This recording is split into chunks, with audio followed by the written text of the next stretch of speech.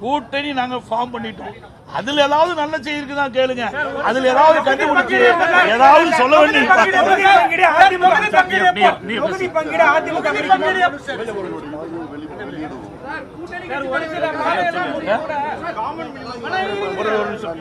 இது எல்லாமே விரைவில் உங்களுக்கு அவ்வப்போது செய்தி கொடுத்துட்டே இருக்கும்.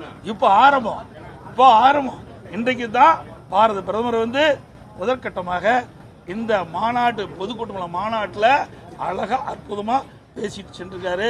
அடுத்த கூட்டம் வரும். இன்னும் நிறைய பாரதம் வந்து பல. அதோடு திராவிட முன்னேற்ற கழகம் ஒரு தீய சக்தி, தமிழகத்திலே குடும்ப ஆட்சி தலைவிரித்து ஆடுகின்றது, வாரிசு அரசியல் இருக்கின்றது. இதையெல்லாம் முற்றுப்புள்ளி வைக்கின்றதாக இந்த தேர்தல் அமையும் என்ற கருத்துக்களை எல்லாம் சொல்லிக்கின்றார். ஆகவே எங்களுடைய கூட்டணி வலிமையான கூட்டணி, வெற்றி கூட்டணி. எங்களுடைய கூட்டணி அதிக இடங்களை வெற்றி பெற்று ஆட்சி அமைக்கின்ற பொழுது தமிழக மக்களுக்கு மத்தியில் இருந்து பல்வேறு திட்டங்களை பெற்று தமிழகம் வளர்ச்சி பாதையில் கொண்டு வருவதற்கு அனைத்து நடவடிக்கை நாங்கள் எடுப்போம் என்பதை இந்த நேரத்தில் தெரிவித்து, 2 மாதத்திற்கு முன்பு திரு ஸ்டாலின் அவர்கள் ஏதோ பேசினார். அதிமுக கூட்டணி அமைப்பதற்கு தடுமாறிக் கொண்டிருக்கிறது சொன்னார். முதற்கட்டமாக பாரதிய ஜனதா கட்சி இணைந்து தேசிய ஜனநாயக கூட்டணியிலே இன்றைய தினம் பாட்டாளி மக்கள் கட்சி, அம்மா மக்கள் முன்னேற்ற கழகம், இன்னும் பல கட்சிகள் எங்களோடு இணைந்திருக்கின்றன. இன்னும் சில கட்சிகள் இணைய இருக்கின்றன.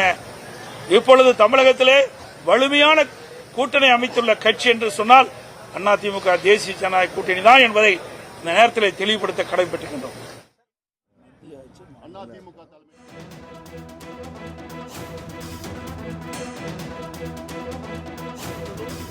அத்துணை துறையில் நாங்கள் கொடுப்போம் என்று உறுதி கொடுத்திருக்கின்றார்கள். இது எங்களுக்கு மிகப்பெரிய ஒரு தொடக்கம். இந்த தொடக்கம் இன்னும் 2 மாதத்திலே ஆட்சி மாற்றம் தமிழ்நாட்டில் உறுதியாக வரும். தமிழ்நாட்டு மக்களும் இன்று இந்த ஆட்சியை தூக்கி எறிய வேண்டும் என்று முடிவு செய்துவிட்டார்கள். அனைத்து தரப்பு மக்களின் எதிரான ஒரு ஆட்சி, ஊழல் ஆட்சி, மோசமான ஒரு ஆட்சி, இதை அகற்ற வேண்டும். அதற்காக தான் நாங்கள் ஒன்று சேர்ந்திருக்கின்றோம். அந்த வகையில் மிகப்பெரிய ஒரு தொடக்கமாக இங்கு மதுராந்தகத்தில் இன்று நடந்திருக்கிறது. நீங்க ஏதோ கேட்டுட்டே இருந்தீங்க, என்ன கேளுங்க, நாங்க பதில் சொல்றோம். நீங்க 2 பேரும் பலசலாம் சண்டை விட்டுட்டு ஒன்றா இணைஞ்சிருக்கீங்க. ஆனா எதிர்கட்சி நீங்க இதுக்கு முன்னாடி பேசுறதெல்லாம் பயன்படுத்துவாங்க. தேர்தல் காலங்கள்ல நீங்க இதுக்கு முன்னாடி விமர்சனங்கள் முன்வைத்ததை மக்கள்கிட்ட கொண்டு போவாங்க. இது எப்படி தேர்தல் நேரத்தில் நீங்க களத்தில் எதிர்கொள்ள போறீங்க? இப்ப திமுக 2016-21 எதிர்கட்சியா இருந்துச்சு. அப்ப எதுக்கெல்லாம் திரு ஸ்டாலினோ அந்த கட்சியும் போராடினாங்கன்னு தெரியும். 21 தேர்தல் அறிக்கை கொடுத்து வந்தாங்க. தேர்தல் அறிக்கையில 95% நிறைவேற்றல. இதையும் நாங்க கொண்டு போவோம்ல. இது எங்க குடும்ப பிரச்சனை. ஒரு தாய் மக்களாக, ஒரு குடும்பமா, ஒரு கூட்டு குடும்பமா இருந்த எங்களுக்குள்ளார பிரச்சனை. இது கட்சி பிரச்சனை தான். கரெக்டா? இதுல எங்களுக்குள்ளார மனஸ்தாபம் இருந்து பிரிந்து இருந்தது உண்மை. இதை தான் நான் நேற்றுலேருந்து சொல்லிட்டு இருக்கேன். நான் அன்னைக்கு 21ஆம் தேதி சொல்லிட்டு இருக்கிறேன்.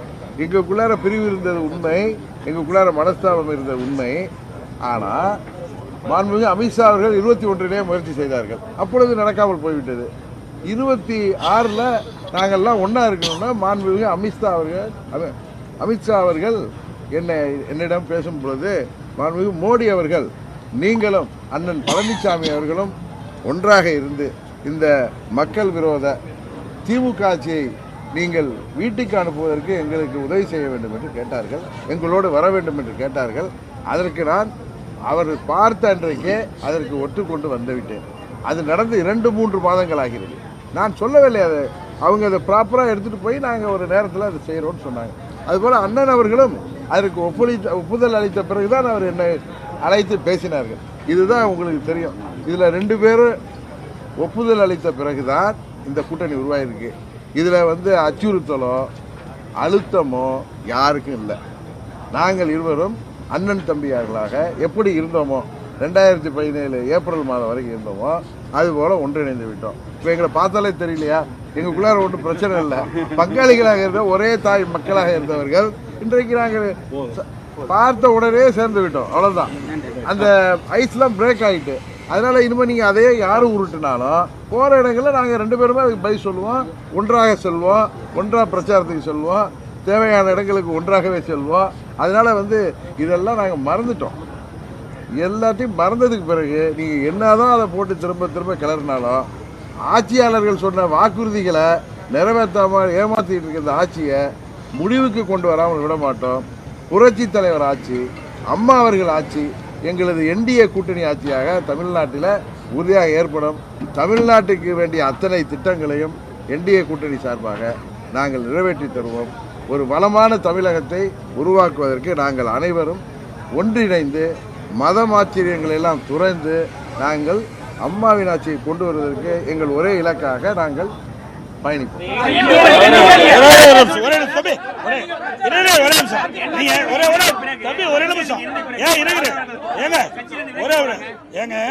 வைகோ வந்து எந்த அளவுக்கு திமுக பத்தி விமர்சனம் பண்ணார், எந்த அளவுக்கு ஸ்டாலின் பத்தி விமர்சனம் பண்றாரு, அதெல்லாம் கேட்க மாட்டேங்கிறீங்க, அதெல்லாம் உங்க தொலைக்காட்சியில் போட மாட்டேங்கிறீங்க. அதோட பேசின எந்த தலைவருமே பேச கிடையாது.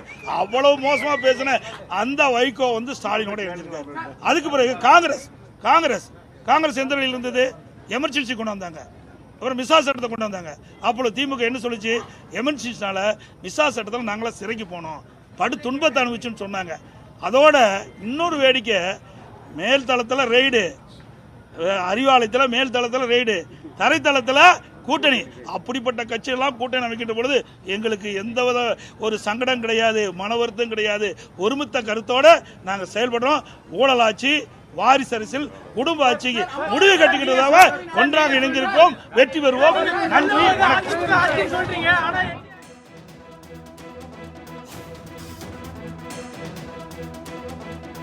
செங்கல்பட்டு மதுராந்தகத்தில் தேர்தல் பிரச்சார பொதுக்கூட்டமானது நிறைவு பெற்றிருக்கக்கூடிய நிலையில் கூட்டணி கட்சிகளின் முக்கிய தலைவர்கள் கூட்டாக செய்தியாளர்களை சந்தித்து பல்வேறு கேள்விகளுக்கு பதிலளித்த அந்த நேரலை காட்சிகளை பார்த்தோம்.